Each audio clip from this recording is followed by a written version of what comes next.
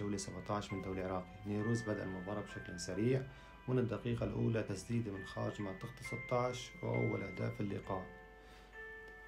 هجمة تانية لنيروز بالدقيقة السادسة، ولكن ما بتوفق فيها المهاجم وبيقدر المدافع يشتته.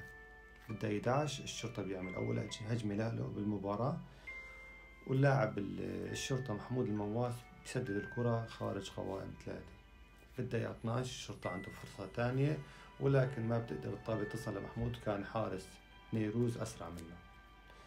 بالدقيقة 15 نيروز عنده هجمة تانية خطيرة، ولكن المهاجم تصرف معها بشكل غريب وراحت الكرة خارج القوائم.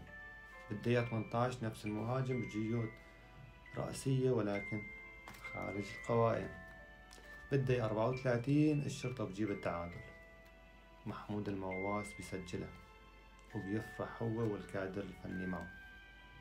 بالدقيقة 47 ركلة ركنية للشرطة بينفذها محمود المواس، ولكن كان حارس نيروز صاحي لألا وقدر يشيل الطابة من المرمى.